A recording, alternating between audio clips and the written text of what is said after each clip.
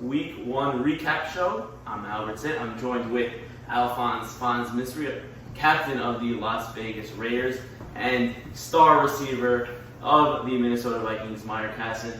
Meyer, Fonz, I want to thank you for joining me. Thanks for having me. Thanks for having us on here. Fonz, I'll give you the opening words. Give me a quick one-sentence recap of Week 1. Unacceptable. Not a sentence, just a word. One word from Fonz, right to business. Meyer, a little bit different result on your end. How did you feel Week 1? Oh, they scored a touchdown, right? They scored multiple points, yes. I guess if his response was unacceptable, ours would be more than acceptable. More than acceptable. Yeah. Very nice. So Fonz, Raiders, tough Week 1. We all know the storyline there. Meyer, obviously, Zach, Player of the Week. I'm sure you're very impressed with him. We'll get into that, but let's start with one of the games here. Let's go with the Cardinals and the Browns. So neither of your teams, so no bias here. Browns beat the Cardinals 27-18. I picked the Browns to win. Hold on 1 second. I just need to walk away like some of the Cardinals players. I'll be right back. Walking off the field like some Cardinals. Wow. Was it Penny? Penny Hardaway, Silverstein. Unacceptable. Walk off the field. Listen, I don't know what operation Joe G is running there. I hold him in very high regard. To have a guy walk off the field, game 1, play number 1 from what I hear, He basically quit on the team. Yeah, he quit on the team. It's completely unacceptable, and I commend Joe G and the rest of his team for continuing that game and putting up a fight. They made a very bad trade, and really, so is not going to be protected well. So what Fonz is talking about is the trade that Elliott made hours before Week 1, shipping off Ralph Hannon for Isaac Beta. Listen, Elliott's a very fragile guy, inside and out. He just traded away his protection at the end of the day, his Trojan horse. I think from Elliott's perspective, he was seeing me as his Trojan horse and saying, I don't need Ralph. Listen, at the end of the day, Meat's one guy. You have 2 guys running in. He's big, he's strong. Elliott sent some messed up clip of him trucking someone. It is what it is. They played against Saban, who, let's call a spade. He's an older man. He's great. He's an athlete. I commend him for showing up to games and playing. But he's not what he used to be. So you're saying that Meat didn't really have a challenge. He was sort of going up against nobody. I think Meat's going to have, he's going to get barbecued in a couple of games. I don't think anybody's going to be able to stop those guys on the Steelers, except for me. They're just too good. They have speed, power, and they know what they're doing. I didn't really see a bunch of other lines, but I think Meat's going to be very overwhelmed moving forward. So, speaking about Saban, and he had Abe Haber next to him. They basically lined up with 2 linemen the whole game. Abe Haber was a sort of tight end, and I don't think it worked. They had 4 sacks on Joe G. Meat led the way with 2. Isaac Beta got in there. He was lined up on D-line. So, I don't know if Joe G is scared with that line. We'll have to see what he's going to do going into Week 2. But, I mean, he was tested right away. Obviously, Isaac Abokai, one of the premier linemen in the league. I don't know, Fonz. I don't want to say that around Fonz. I don't want to D-line or O-line? D-line. Listen, you can say whatever you want about anybody. I know where I stand, and that's that. So in the game, Joe G and the Cardinals took a 12-0 lead, and the momentum shifted right then and there. Elliott hit Charles for a bomb, followed up with a touchdown, and the Browns got off and running. Joe G threw a few picks. He threw one that I think he wanted back. He sort of jumped through it to Teddy in the back of the end zone. Charles made a nice play.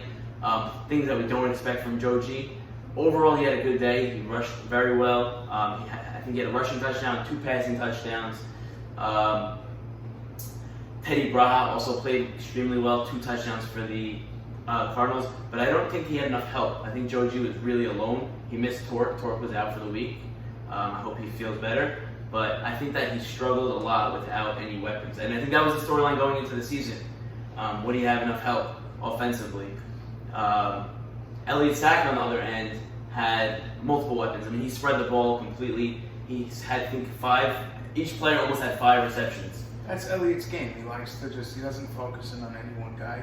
He he spreads the wealth. Look at his team last year, the 49ers. You didn't know who to cover because he could have thrown it to Herb, he could have thrown it to Ruby, he could have thrown it to Victor. It just, wherever, he makes everyone look good. But I really think that him not having his protection is going to... You think in the long run that it's gonna affect the team and it's not gonna help them. I was surprised actually when I watched that game and Isaac Beta was lined up at line the entire game on both ends. I saw that. He was sort of there like tight end. Right. It's a nice move because you're putting a guy who's better than most at tight end, but at the end of the day, you're taking away his route running. It's an issue. You're not spreading. You think it's an issue? I think it's an issue in my opinion because Elliott Sack is making that trade to get his number 1/1.5 2 receiver for Ralph Hannon. Ralph Hannon, I think, was underrated in this trade in my opinion because Ralph Hannon is a man. 1,000%, he's a beast. He's got speed, which nobody knew. He's got hands. He's got IQ. He's not all that that. good. I'm gonna try and trade for him. Let's not talk about Yeah, I already tried. Don't worry about it. But, well, not me, Joe Adas. But he was trading for a one receiver. To have him be on the line is kind of disgraceful. We all know what kind of talent he is, and to have him in that position, in that kind of situation, after the storyline going into the weekend, what are you doing? It's a slap in the face. Right. A little bit. I mean, So you think IB's not happy? If I was IB, I'd want to get the hell out of Cleveland. I don't know if he's not happy. I just know what they got to win. Right. So and they won by 2 possessions. It could be that Elliott convinced Isaac, listen, if we're gonna win, we Is need he to be a happy? big part. Listen, winning and scoring is fine, but lining up at tight end for a guy that doesn't want to be there doesn't It's never bode fun. well for anybody. So Fonz and Meyer think that the IB is not going to work out at line. However, on the flip side, I think that Abe Haber answered the question on D-line. He had 3 sacks. Abe Haber's great off the edge.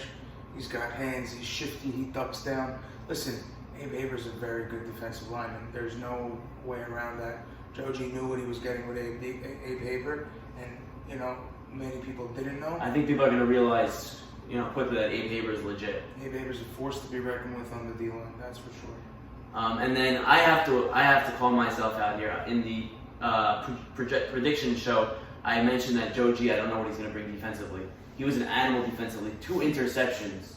He had big plays. So Joe G definitely showed up there, and he was a number 1 defender. He locked down the top cornerback, and he made his presence shown on defense, which is what they need from him. You know what I mean? They don't have a premier number 1 defender. Like I said, they missed Tort. They had to line up Eddie Turner on Charles Sack, which we all know is a mismatch there. Charles torched him for 3 touchdowns. But Joe G stepping up, I think in the long run will definitely help defensively. And I think that that's the key to the Cardinals' success going forward. Yeah, listen, Joe's a premier athlete any way you slice it. He knows what he's doing, and he's comfortable in any situation. He stepped up as the captain and filled in a role. I see Joe playing all positions and being great at it. I mean, listen, he did what he had to do for his team. Yep, he did. Unfortunately, it wasn't enough. The Browns took the game, like we said, 27-18. The storyline that in that game, and I think that will carry over throughout the matchups, is the extra points. People did not value this enough. I saw that maybe 75% of the conversions were not made. I think that these are valuable points that people are leaving on the table. Think about it. If Joji had converted 2 of those as 2-point conversions, he would have been down a touchdown. He could have tied the game. It was a 2-possession game. He had no chance. It's game breaker that these conversions aren't being made, and I think that teams need to wake up and realize that they're much more valuable than they realize. Moving on to the next matchup, probably the matchup of the week between the Steelers and the Dolphins. Sim Fox, baby. I mean, we'll talk about him, but I picked the Steelers. I'm gonna make this call. I had the Steelers winning by 1.5. They won by 2, so my line looks pretty good there. You said Sim Fuchs. Tell us about Sim Fuchs. What you saw there? Listen, this guy is defensive maven from the few plays that I saw. I saw him run back a touchdown, interception for a touchdown, I think. It wasn't a pick six. It was a 99-yard touchdown. My bad. I was playing my game, but I just saw someone dart. I guess Fonz realized that his game was over, so he started watching the other game mid-game. My game is, listen, the game is never over. You can never give up. But no, I saw the kid take off, and I'm like, who was that? And then after I realized that it was this Sim Fox, and really, Fuchs? Fuchs. I apologize. It's Fuchs. I believe it's Fuchs. I have to get him on the show to So, get the I pronunciation. don't know that well, but let's go with the first name basis right now. I saw Sim take off, and I'm like, wow, who was that? And I thought it was Dayan, but then I realized it wasn't. And I'm like, this guy's pretty good. I don't know why Meyer or Siegel or any of these guys that knew him didn't really speak up and say anything. And how he ended up on the Steelers is just a stroke of luck. But listen, the Steelers have a very good squad. They have a great D-line. They have an okay O-line. Listen, they have speed, they have talent, and they're gelling right now. I don't know about this Tamam guy. So a few plays looked a little shaky, but with the talent that he has around him, I don't think. So Tamam, speaking about Tamam, I don't think he had a great game. He had 4 touchdowns, but he had 3 interceptions, and he was only at 50% completion. He didn't look comfortable from what I saw. So I think they have things to work on. I will say that Billy and Joey Addix did their job. They gave him the time that he needed. I think that with more reps, he'll get more used to that. They were playing the Dolphins. Who's running in on Billy? Who's running in on Addis? They had Albert Cohen. I'm just saying. Albert Cohen's a big dude. I'm just saying. You're high on the Dolphins? I'm just What do you think about their line, Albert Cohen? That's a fun. That's a fun finish. No I'll do problem. my thoughts. The line for the Steelers did not have a challenge from what I saw in that game. Really? I'm just saying.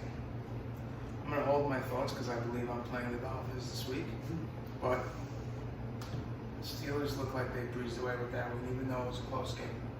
So the Dolphins actually took a 12-0 lead quickly. Tamam first possession threw an interception to Robert, who was defensive juggernaut in that game. They got another touchdown on a Hail Mary basically to Albert Cohen, went up and caught it. And then, like we said, Sim Fuchs took over the game. First play of that touchdown, 80-yard touchdown, makes it another close game. Saul throws a pick, they got another touchdown, right back into it, and it was basically all Steelers from there, like you're saying. I really think whoever's playing the Dolphins is always going to be very close in games because at the end of the day, Saul's a great kid, but he's very predictable. He's not really going to be throwing it that far. And when he throws it to Robert 90% of the time, it's pretty easy to see where the ball's going. Mm-hmm. Robert did struggle in the first half. Sammy Dan, I don't know if you want to call it locked him up, or like you're saying, Saul just didn't do a good job of getting him the ball. Only had 1 reception in the first half. You can't. Robert knows that can't happen if they're going to succeed. He's got to touch the ball more than As that. go the Dolphins is based on what Robert does. Exactly. If Robert's playing his best, the Dolphins have a chance of winning. If not, I don't see them. And I think Robert's defense is the only reason that they were in this game. His 2 takeaways were critical takeaways that gave them a shot. You wanted to speak on the Dolphin line.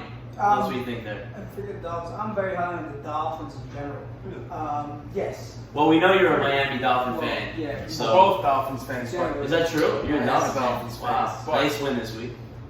Yeah, as much as two of us sucks. But we'll stick to the DFL I here. just need Kaseki to Yeah. get some receptions and not put up a 0, but that's besides. Yeah, me too. Anyways, I'm very on the Dolphins for the reason that every position besides for a quarterback is a 4 or higher, starting from hey, forget Stephen Levy, forget Albert Cohen who's playing line, forget Rocky Juris, who I'm very high on in general as a Mauer boy, and forget who's that? Mikey. If you got Mikey. Well, no, I know Mikey's there, but Mikey and Robert, anytime you separate them on the field, then no matter who your first read is and who your second read is, one of them is going to be open by the But they time need you a make the quarterback next to get read. them the ball. Saul's used to rules from last year, which are very different than the rules from this year, which I think played a role in this week. They lost by 2 points. That's 1 possession, and as quote-unquote terribly as he played, I think he could get used to the rules. And I think everybody else could get used to the rules in a way that Saul might feel more comfortable throwing to guys like Robert or Mikey or Albert Cohen, as we saw. Stephen Levy is a stud, and everybody else on the team. I think that once you get used to everything going on and the rule changes, there's a 3 rush instead of a 7 rush. Last year we were playing like we're in Hillel Middle School. Yeah. You know? Mm-hmm. This year we're playing like we're at Hillel, we're in the Israel League. Mm-hmm. So, So you're giving the Saul a pass for this week. I'm going to give him a pass for this week, maybe next week too, as long as he's sharper as as things move along further. Mhm. I think the rule changes are a big deal. There's less time, and of course, you're playing against a D line like Billy Day. Yeah, I think Saul got a tough matchup week 1 here. The odds didn't fall his way. I'd probably say Billy's the best defensive lineman in the league. Wow, you heard that? Fonz is saying Billy You Day. gotta give him credit. So for Joey practice. Ate is his co-line. I wonder how he's gonna feel about that. Joey's Joe- okay. He He lives he wears his Giants jersey way too much, but he's okay. He's good. I played against both of them in Brooklyn, but Shasha. if there's one guy that is really going to disrupt things on the line this year, and listen, I gave A. Paper his due, but I don't see a better defensive lineman than Billy. I think Ralph Hahn fills that position as well. Joey A's actually had 2 sacks. Billy Day did not have any. Well, you look at the secondary. Sammy Ashkenazi came away with, I think, 2 picks. Sammy Eshko had 2 And interceptions. he's a lockdown defender, just like he is in basketball. And when the D line's getting pressure, Saul's got to throw that ball. He was taking Mike. When I saw him, But I thought that was a great matchup for Sammy because I think Great. they're very physical, both the same type of players. Oh, of course. Speed. They're not going to beat you, on a jump ball type play.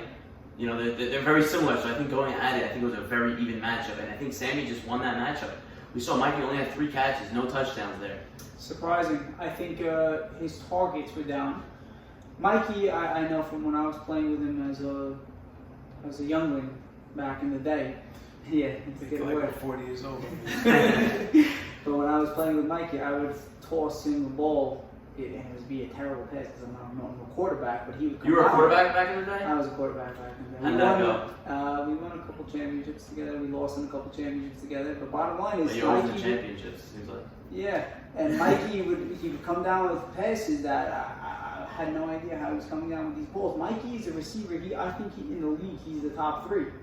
Really? I think as a Top 3 receivers. in the league. And I gotta say, I'm assuming you're putting I- yourself in that I conversation. I I'm not. disagree. You're not. You don't think you're a top 3 I receiver? don't think I'm a top 3. I think I'm a little bit overrated. And well, we can get to that. It's not about me. It's about Mikey right now and Robert.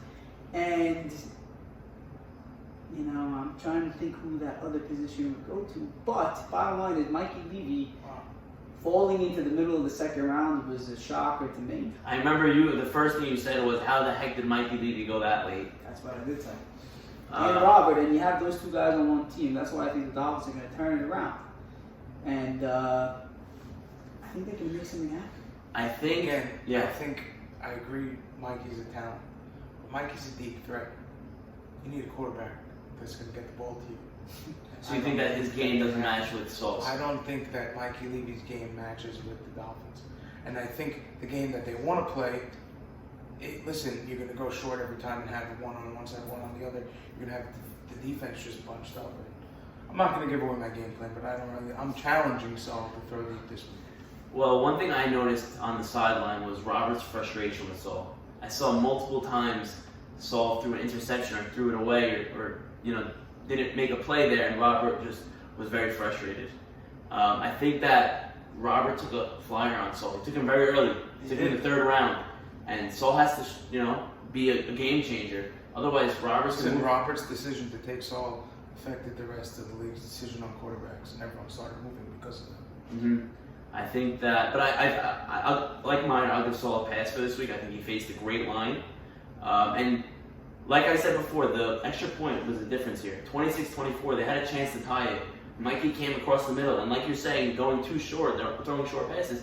He didn't even throw it into the end zone. Listen, Saul's It didn't hit the against end another zone. great D-line this week, so we're going to say the same thing next week on the recap as well. Well, but as good as the Steelers. Well, we'll talk about that on the prediction show. We don't have to get there yet. I'm jumping the We'll gun, hold I off apologize. one at a time. So Steelers beat the Dolphins 26-24. I said it, and I think that this will be a matchup we'll see later on in the season. I think that these are 2 very good teams. I think the Dolphins will bounce back next week. Have a little bit of a better showing, and Steelers are only going to climb from here. Now let's get into it. Let's start with Fonz and the Raiders. Fonz, I'll open it up to you. Everyone's watching. Tell the world what they need to know about the Seahawks blowing out the Raiders 25-0. First and foremost, this guy Siegel's legit. I gotta give my respect to Siegel. I didn't know what was going to happen coming into it. He totally disrupted the game on offense and on defense. I came into the week, my team came into the week, we had a couple of question marks. I had a game plan, and that game plan got changed. And then I had another game plan, and something else happened. So, I went into Saturday night finding out that the fourth guy that I was approved for wasn't playing at quarterback because something happened. And the daughters, nephews, dogs, so listen, COVID, I don't know what happened. We were up in the air, and at the 11th hour, we decided, I called Marty and I said, listen, I don't know who they're approving, whatever it is, we'll play. Let's just get this game over with. I'm not making any excuses. I'm not saying my team didn't shit the bed, because we clearly did. Every single person, including myself, mostly myself, is to blame. But we shit the bed. We didn't even score a touchdown. There's no excuse. The Seahawks are a great team. I got to give them their respect. Listen, I came in here wearing a Seahawks hat. Wow. Because they kicked the shit out of us. Sporting Seahawks year. Marty and the Seahawks, I hope you're watching. It is what it is. Fonz, respect for the other team. Love to see that. I think the Seahawks are going to take this game and it's going to hurt them, because the way that they won It was too easy. was not that it was too easy. It wasn't that easy. Listen, Siegel running is what beat us. We didn't score. He had but 2 rushing touchdowns. we didn't score, but at the end of the day, him running is what beat us. I think that, in the second half, we didn't give up a touchdown until like the last 2 minutes, and we figured it out on defense. Offense, I can't wait to get my players back, Joey Sasson, J.P. Casson, and listen, I'll save my predictions for the prediction show, but I'm just excited to play with a full team. I really think that the guys that I line up on wide receiver could go up against anybody, and I think all the top 3 are the best 3 in the league combined. So speaking on what Fonz said, he was missing J.P. Casson this week, who had a baby boy, had a bris. J.P. did try to miss the bris, his wife didn't let him. And also Joey Sasson had a medical injury, his doctor didn't let him play. The wisdom tooth, something like that. All 4, I commend you, I salute you on that. Hopefully I never need to know. And shout out to Joey for coming to the game. One of the storylines with your team, and maybe the first storyline, was you took Alvaro Roditi first overall. You had anyone in the draft and you took Roditi. Are you regretting that pick? How did he play? Tell us a little bit about that. I absolutely 110% do not regret that pick. Alvaro Roditi can go up against anyone in this league and shut them down. So why? Okay. So how did they score 25 points? Tell me. Marty got 2 catches.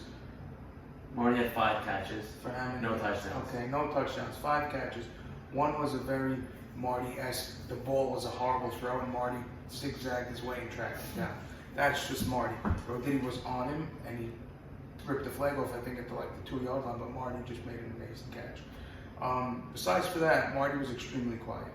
We really, did our best at shutting down Marty, and what really killed us in that game was Siegel and his legs. It is what it is. I stand 110% behind my pick of Roditi. I've always wanted to play with him. I understand what I passed up, and I would do it again 110%. Interesting. Okay. I can't knock that. It's week 1. We have a long season. You got 6 more weeks to make it up for it. Ruby Shahabar was your next pick. He was a little quiet offensively. I know your whole offense was quiet as a whole, but everyone on my offense was quiet. Right. I didn't get any passes. I played online. Ruby got a few. Birdman got a few. Listen, I'm not, I commend Charles Sacker for stepping in and playing quarterback for a team, and thank you. But things are going to be different when Jakey's in there, slinging the ball in the backfield. I am not worried about my offense, not worried about my team one bit. Wow. That's a hot take after getting blown out the roof, especially after the experts predicted that blowout. And you didn't. You gave them a lot of choice words. I won't say those on air. We'll keep that behind closed doors. I'll say it on air. But no, listen. Yes, the prediction was right. I was missing my quarterback. I was missing who I'm going to call my the X factor in my offense, because you can't take all 4 of these guys on my offense. You have a lot of speed. I noticed that. You have a lot of speed. And Your size. I'm not worried. Our size is there. Ruby and Roditi are tall. Roditi could jump onto this table without even running. The man has hops like I've never seen before. Did he play the Canadian Football League? I know he's Canadian. I don't know if he. Rumor has it he did. He did. That's how Montreal out of the West. That's how they. Aaron Shasher was scouting the Canadian Football League when he was working for the NFL. And saw Roditi and brought him into the Brooklyn League. And listen, I don't have to explain myself. Roditi's play is going to show everybody why I picked him first and why he's the offensive threat. And at the end of the day, he's the best defender in the league. Wow. Can I ask you a question, Fonz? So I have a question. Knowing that Ruby and Roditi are both first-round talents, and of course this means no disrespect or kind of slight to anybody, but how would you argue to distribute the ball on that team to both of those guys? So that's a great question. You're not the first person to ask me that question. You're definitely not going to be the last.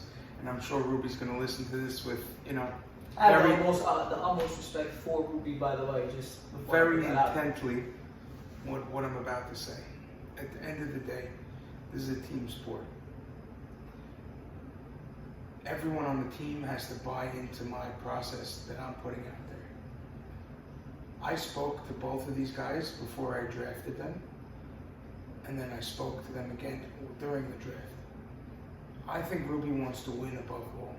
The stat sheet could say one thing, but at the end of the day, it's about the W, and it's about the team. And I know Ruby. I've played with him in softball. I've played with him in football. We've won in football. We've lost in softball. Wow. A lot of winning and losing there. A lot of history. There's a lot of history. There's a lot of history. There's a lot of history. Somehow you keep finding yourself back with him. Listen, I like what I like, and I know Ruby, and people could say what they want to say about him, but at the end of the day, I know he's an amazing team player when it comes to football. And I know that he's committed to buying into this process. And as a team, I think that we're all extremely motivated to get back on that field and show everybody what we can do. Are you fielding any trade requests? A couple of people reached out. There are no, there's nothing there at the moment. A couple of people think that they can, jump on some teams while they're down.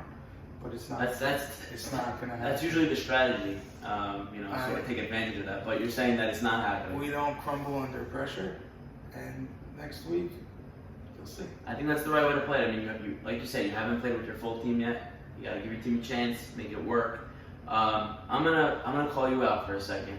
I want you to. 0 sacks. 1,010%. The entire Vegas Raiders did not have a sack. Unacceptable on my end. Extremely unacceptable. I hold myself and my team to a higher standard.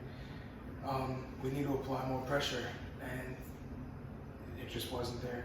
I mean, no disrespect to Joey Ironman, who's a 6th round pick, can have 0 sacks versus a 6th round pick. I agree. I was a 5th round pick, but listen, Joey played great. He did well. I mean, listen, there's a couple of flaws in my game. And everybody knows what they are. I hate the flightest of foot, but I'll be in the backfield disrupting things. You're a powerful guy. We have a few tricks up our sleeve coming up in the next week that are going to work. And I'm not worried about, listen, at the end of the day, yeah, sack's great, but it's more about, there are other things to this game than just getting the sack. I get it. I don't have any sacks on the season.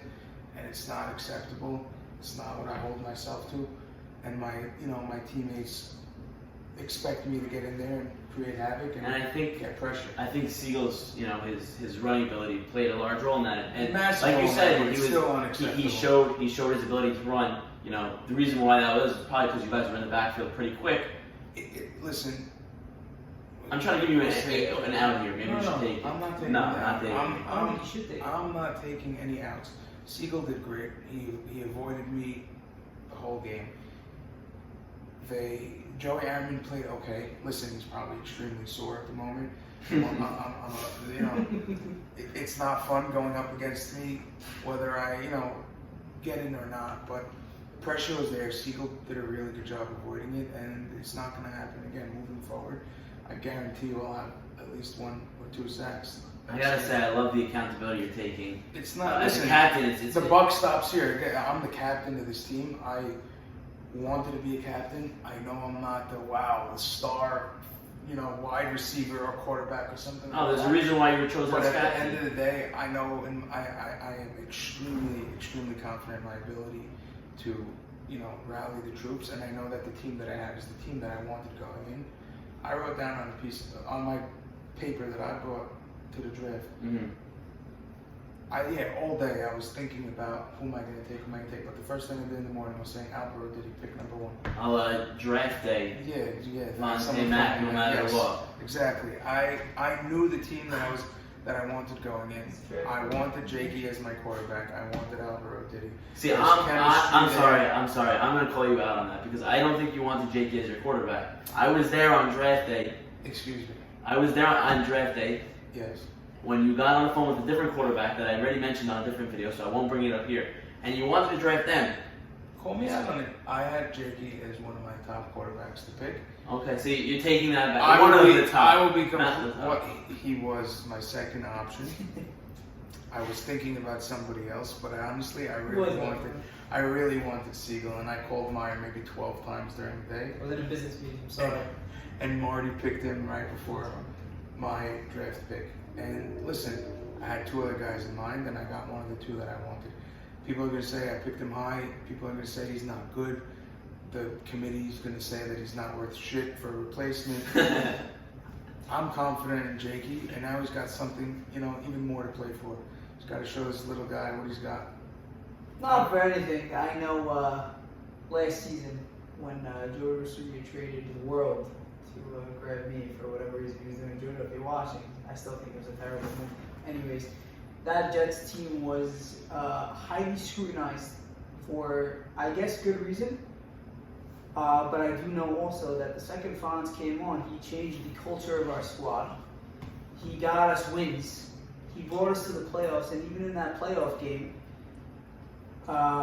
we were in it. We were down by a lot, and then Fonz gave us a halftime speech, and we were instantly down by... We have time if you want to recite it now for the viewers. I don't think you have enough expletive beeps in YouTube the video. I might take this off for most reasons. But, Fonz changes the culture of the team. So when I look at the Raiders, I also look at a team that has a lot of talent. J.K. Caston is a very talented. Maybe he's not the number 1 quarterback in the league, but he's not the number 8 either. He's a good quarterback who knows what to do, and when you have guys like Ruby and Roditi out there and Fonz, anyways, leading the team, forget what he does on the field, this is a team that can make not only a splash, but a statement when it comes down to it in playoff time. We did that last year as the Jets, and I'm going to bring that up over and over again because we were not a good team. Are you saying that the Raiders are not a good team? I think the Raiders are a much better team than we are, but as long as that's only as far as Fonz can take them as a leader. Fonz is the leader. He has to be. I mean, this is not a loud team. I mean, Ruby Shavar is loud, but not in a leadership type way. He's loud in the huddle versus in the game. Right. Listen, at the end of the day, everybody on my team has played with me or knows me, with the exception of 1 or 2 people. You only have 7 guys on the whole team. I mean, you're talking about 20% of the team. It's a big deal. Listen, they're going to learn quick who I am and what I bring to the table. And everybody is really bought into the, listen, we don't have a culture. We need to start winning. It is what it is. But like I said, I'm not worried about my team one bit. And I think you got beat by Siegel. Siegel beat you today. No. I think that's what it was. I think Siegel's a great player. I think he's a great player. I believe he had a couple of turnovers himself. He had 1 turnover, 1 interception. Roditi made a very nice play. Sorry. But listen, at the end of the day, Siegel single-handedly beat us. Marty really didn't do much, and they got I'd say they got lucky by playing us on on our first week, missing a couple of key guys. That Seahawks team also has Victor Abadi, a very underrated player. When we used to play with him back in high school, I sound like an old man. I keep You going do. You're back making me that- rethink. You know. I know. I just. Yeah. I remember I'm talking to Were them they these using days. actual pigskin when you were playing? It's they didn't even get, they weren't advanced. They had those leather helmets. Leather It helmets. was yeah. The girls on the sidelines and they had very long skirts. And That might not be because of how old we were. But I remember Vic back even in the Yeshiva League in Mikdash, she was a lockdown corner on some of the best guys I've ever seen in my life. Victor Abadi's on that Seahawks team. Elliot Saruya. I think he's very underrated. Whenever I played, I always tried to pick him. I think he's very underrated. I think he played. I don't know if he played a mix of line and receiver. He was quiet offensively. He only had a patch for a touchdown, so I don't know what went wrong there. His presence is felt on the field, where his stat line may not show as much as he's actually doing out there. He's a dangerous guy. I played him last year, and he made an impact on the game. I remember George Stewart actually lowered his shoulder into either him or Max Leventhal. He made a big difference. You remember that, Fonz? Yeah. So listen, the Seahawks have a good team. They have their two studs, Marty and Siegel, and then they have great role players. I think that them not having Ike Patesh this week benefited them a lot. Interesting. And I also think that That's a hot take. That is That is a very hot a take. little hot. You're probably gonna get a lot of So, a lot of feedback from that. I will take it. Ike has my number and he knows where I live. But I will tell you that they got a sub that was better than Ike, and that was willing to do what it takes to win, whereas Ike might not. Mm-hmm. Bottom line, the Seahawks played very well. They did some great things on defense. And listen, as an offensive lineman, I played like shit as well. They rushed 4 guys, 3 guys, and they got in right away. And I think that, they had a good game plan. They executed, and they got away with a lucky win. I will tell you this right now. When the Raiders make it to the playoffs and we have to face the Seahawks again, I guarantee you we beat them. All right. Well, Fonz getting way ahead of himself. Before we move on to the last matchup, I'll just say this as a silver lining. You gave up 25 points. That's around where the league average was. So your defense, it has work to do on the line, but it wasn't too bad overall. 25 points is a respectable amount of points. Obviously, the offense is what needs to be fixed there, and you have Jake coming back this week. Hopefully, and Joey. Hopefully, you'll have a better result offensively. But as for this week, didn't go the way you went. And just to hit on one last thing. Yeah, please do. I got personally attacked last week for my stamina. I would just like to say one thing. Go for it. Yeah, I'm a big motherfucker. But there is nobody that has the heart that I have and the stamina that I have.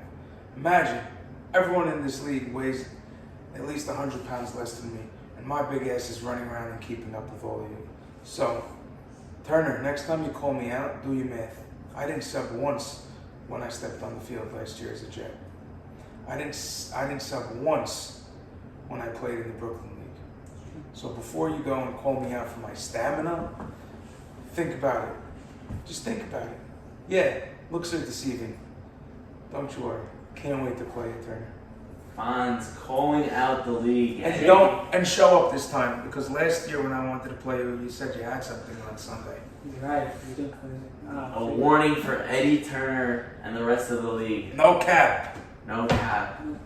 We'll leave it at that. We don't need to analyze anything that you just said. We'll let it sink in with all the viewers. Can I give you my link to trash talk? Because I can't deliver it. Let's get into the last matchup of the week. Meyer and your Vikings taking on the Packers.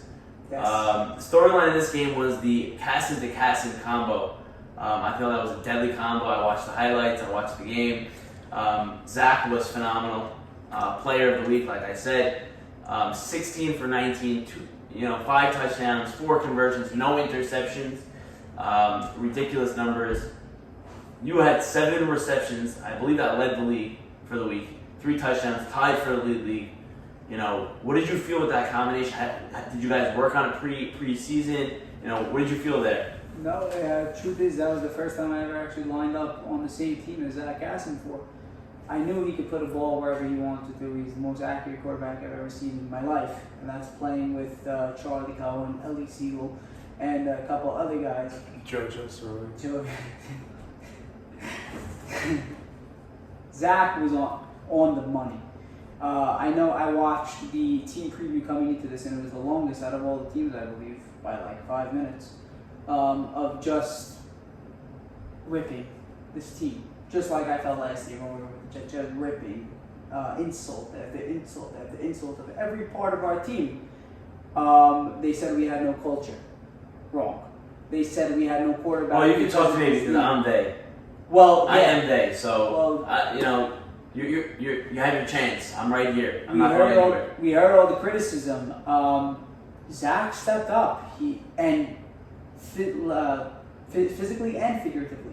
With his bum knee, as they called it, with his torn ACL that he can't move, with no O-line. I'm saying 34 points, the most points in the league, throwing 5 touchdowns, stepping up the pocket against Ralph Hannon, rushing in on him with one offensive lineman who was Kaz, who I don't know how. So you guys only lined up with one O-line? We lined up for a majority of the game with one offensive lineman. I shifted to tight end in the second half. Zach felt more comfortable having an extra blocker there. But even at the end of the rush, the ball was out of his hands and put on the money. The Vikings are very much slept on because we don't have an offensive line. But we have to look at, and forget me on this. I'm the worst receiver on this team between Zachy Citron, Joe Zeke, Don't be so humble, Erwin Mike. Son, Joe Adis, Meyer, and the best receiver on the team, please. Listen, in general though, when you look at the talent around He's the him, worst where are you receiver going on to the team. defend us? Adis, call me, we'll do something. I'll give you a Ruby. What? On live film, he just made a trade request after saying he's not making a trade. Fonz trying to steal the spotlight, but what Meyer, you were saying? Listen, don't take anything away from the Packers because this is also a tough team. They were missing Jared. It definitely was. I want to talk about that for a second. Sure. Rumors are spreading, where he was, not showing up to the game. I won't get into details. We got some insider sources. Inside Who sources. was missing? Jared Aney was a no-show. Bailed on his team this week. Wow. Didn't tell the team until kickoff, basically, that he wasn't going to be showing up. If I was the commissioner, I'd kick him out of the fucking league. Well, we'll leave that to the committee to decide on. But The committee. That's another thing that we're going to talk about after this. By the way, if we can get a little bit. so like I said, Jared didn't show up. Put the Packers at a little bit of a handicap there. They were already down a guy. I think that was a huge advantage for you. I think that could be the difference in the game. I mean, the fact that who was taking you defensively? Defensively, they decided to go into a zone where they had kind of they dropped 2 safeties back, played 2 corners out with a linebacker and a rusher. The linebacker had the option kind of to rush in or drop back. And with that zone, Zach Caston, who's the best quarterback in this league, sorry Joe Dries, sorry Ellis Eagle, the best quarterback in this league could pick apart all day long, which he did, throwing 5 touchdown Sorry, passes. Jakey Caston. Jake, yeah, I love you. Well, Jake didn't play it, so he doesn't get to answer that But equation. Zach knew how to pick apart that defense. Jared definitely would have been more of a present felt on that defense. But offensively, I think we were clicking. I think we were spreading the ball well. And I think every single guy on this Viking team is able to make the big play, to make the game-changing play. Jared, maybe his presence would be felt. I don't know if it was such a difference maker in the result of the game. Ikey's a veteran. He's got a sharp IQ. Ralph Hannon, sharp IQ. Morris Gindi, speedy. Buka, Buka is. No, Buka is, and forgive me, Charlesy, who played like I've never seen anybody play for him. I mean, it's incredible that this guy fell to the last round because he was all over the place. He was arguably their best player. 6 receptions, a touchdown. I mean, we saw in the video, the highlights, he was making crazy catches. I want to talk about the zone that you mentioned. So I spoke to Ike post game, and he lost it on the young fellas on this team. He said that they don't know how to play the zone, and that he critiqued the call to shift to zone because of that reason. What do you think about that?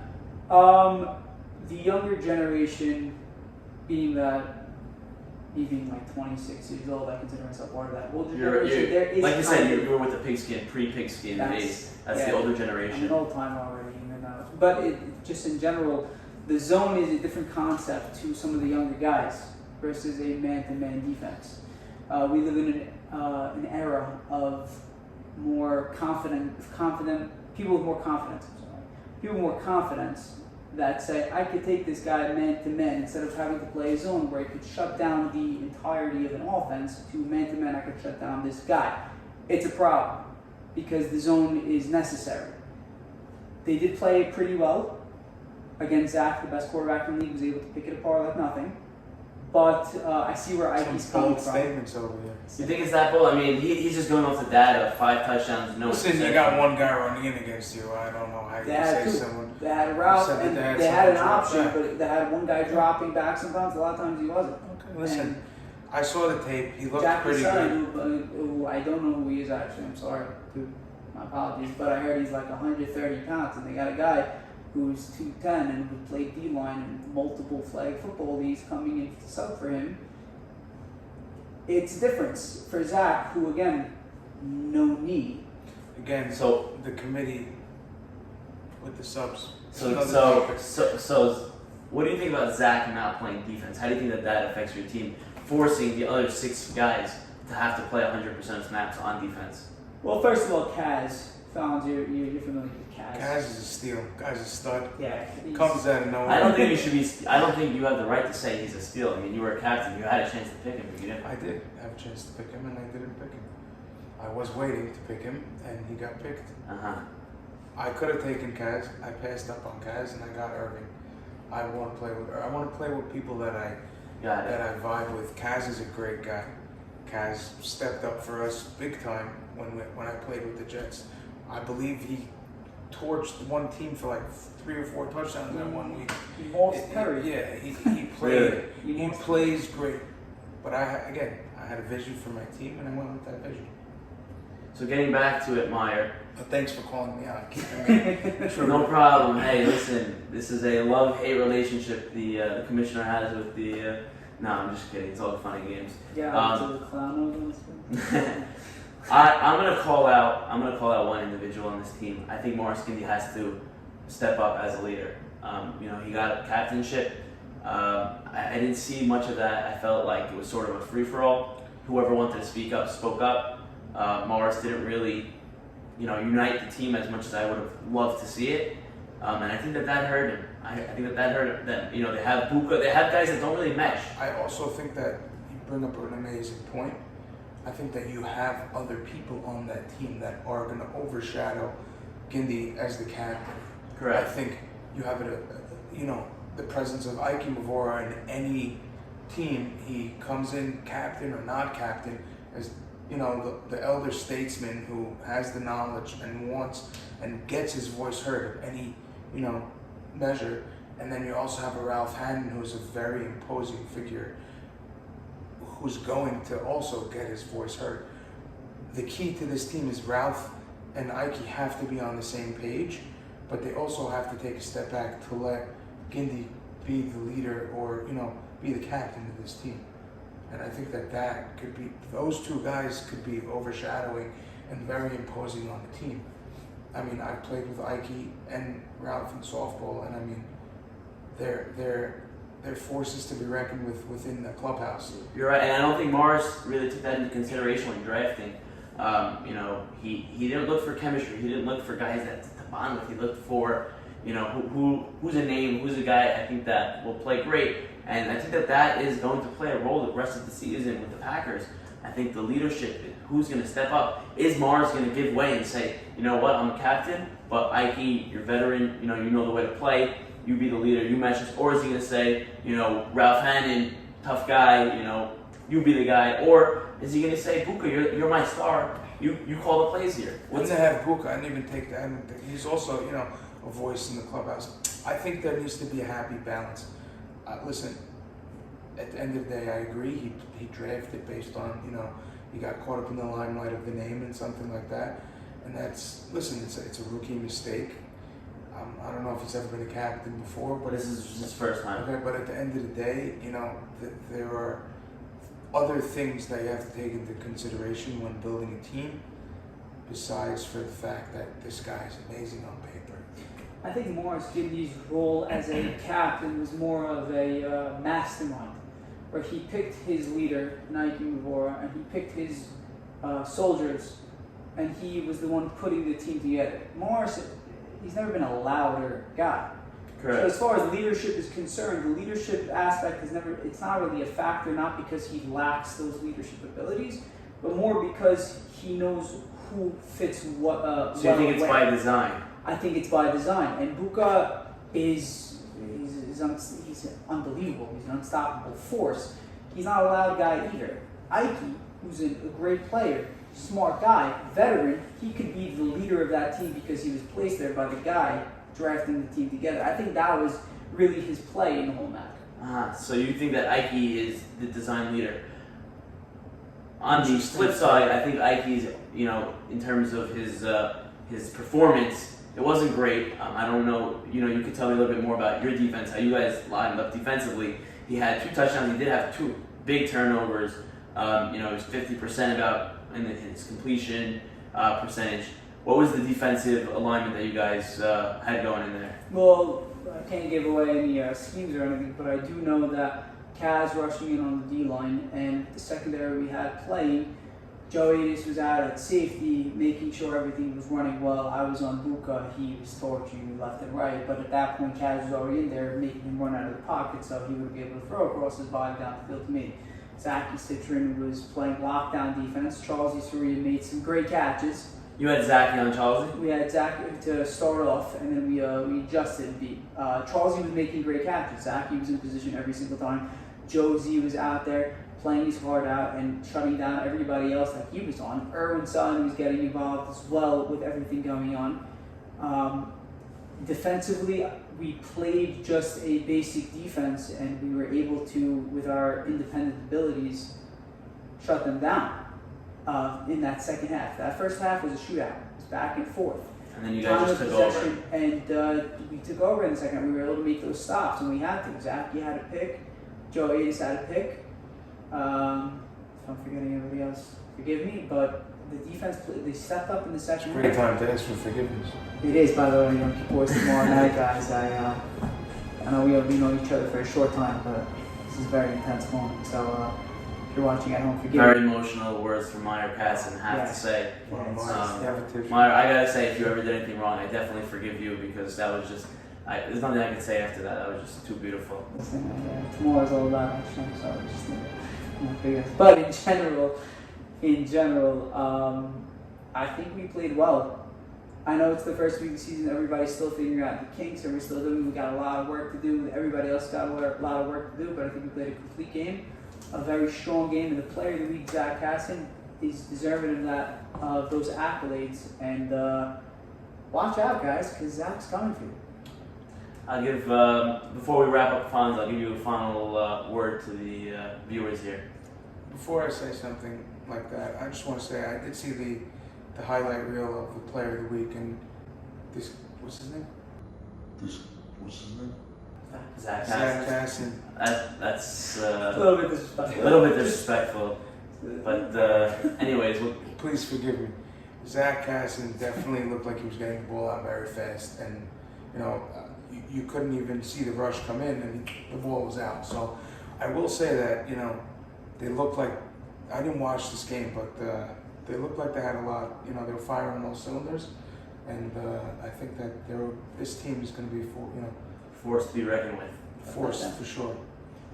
I think any team that has Meyer has a great chance of doing great things on offense and the lockdown on defense. I mean, I played with this guy last year, and it was a pleasure. And honestly, I'd say Meyer's definitely in the top 5 in the talent in this league. Talent-wise, so quarterbacks, wide receivers combined. Talent. Wow. High take. Say about that. It's terrible.